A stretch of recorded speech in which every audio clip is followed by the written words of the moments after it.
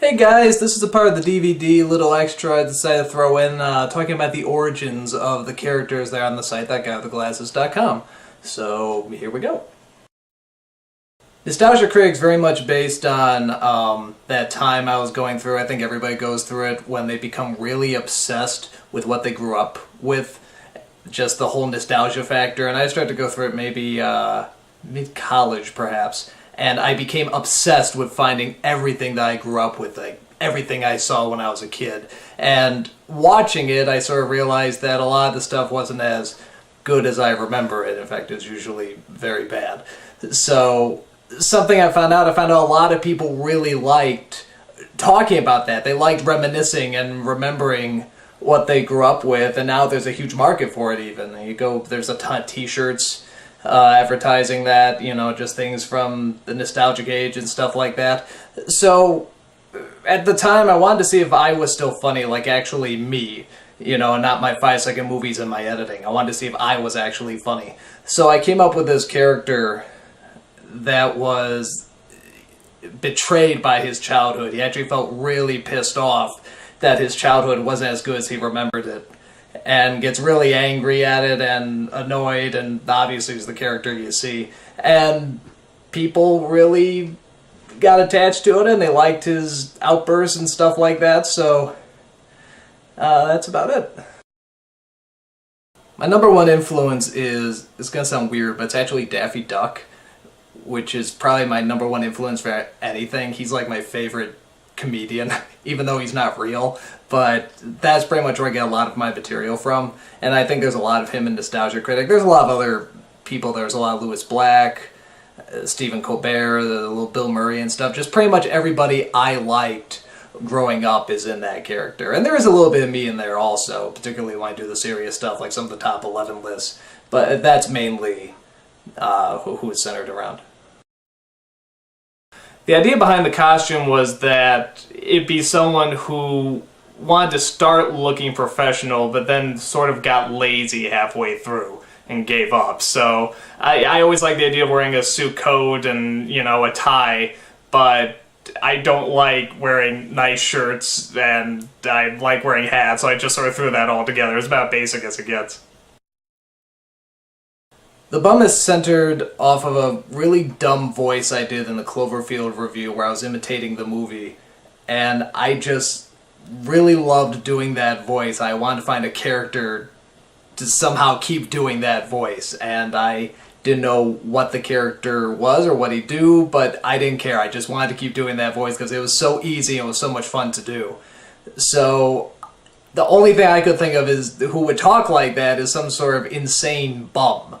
So, pretty much I was trying to think, how do I make this a continuing series? I know Nostalgia Critic only did older films and shows, so why don't I have a character that does current ones? Probably the biggest influence, without me even knowing it, is Bill Murray from Caddyshack. That's pretty much that voice. In terms of the character, I like characters that are really into their own world, are very confident of their own world, but are very happy there as well. I think characters like the Cat from Red Dwarf or Ed from Cowboy Bebop, a lot of sci-fi comedies, the more I think about it. But yeah, I think those kind of characters I really enjoy watching, and so I also enjoy playing. So I think that's about it for the influences. The costume store came from me just looking through my closet, seeing what I could find, and that's very much what I found. An old Bears hat, a trench coat that actually used to be my grandfather's. I think the blue jacket under it is also his, and the wig I think I found in with some of my Halloween stuff, and yeah, pretty much just everything hastily thrown together. Ask That Guy came from Mike Mashad. He's the guy who runs Channel Awesome, pretty much the guy in charge. He runs the website as well, and when we were really getting started, he gave me a call and pretty much just said, Eska Ninja is really popular, do something like that, click. That was about it. That's a very abbreviated version, but essentially that's about it. So I was trying to think, well, okay, ask that guy with the glasses. Well, what would that be? And I like the idea of making it interactive and having people submit their questions, but I didn't know what the joke would be in answering them. So for some reason, the first thing that came to my mind is this very sophisticated looking person with a pipe. He has a a robe, some sort of red ascot or something like that, and the joke would always be that he would get everything wrong. Not just wrong, phenomenally wrong, like unbelievably wrong. And from that spawned sort of this horrible, hate-filled, racist, psychotic, self-centered, sexist, bigoted, just pure ball of hate that's dressed up to look very sophisticated so you would believe him. I'm sure there's someone I can't really think, though. Perhaps, maybe John Cleese? Somewhere there's some sort of sophisticated British person talking really silly and really stupid, but sounding very sophisticated so that you don't notice. That's about it I can think of. The robe is actually Vargo's, and I've yet to give it back. I've pretty much held on to it this whole time. I actually sort of feel bad now, but yeah, I don't think he's ever going to get back either. After we're done filming, he'll probably auction it off, and he'll never see it again, so... The red ascot, I think I took an old red shirt and just cut it up. It's not even a real scarf or whatever. The pipe I just got at a store is about as basic as you can get. Again. Dominic is very interesting because that's the first character I've done where he's not the center of attention. He's not the joke. He's the straight guy, and what he's talking about is the funny part.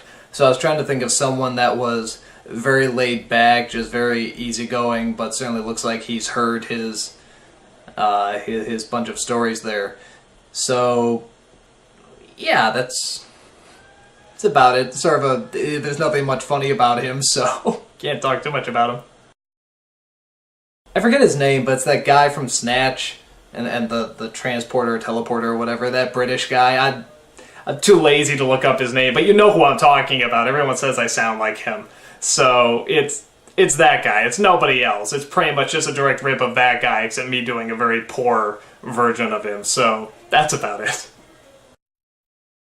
I actually went through a few different designs on the look of him. It was pretty much, I think I tried one with spiky hair, one with a hat, I knew I was going to have the shirt, bow tie, and vest, but I didn't know what the hair should look like. Finally, the slick back seemed to look the most, I guess, professional. I think it shows off my bald spots even more, but yeah, I think it seems to work. It certainly makes him look older, which is probably the idea of the character anyway, so that's about it.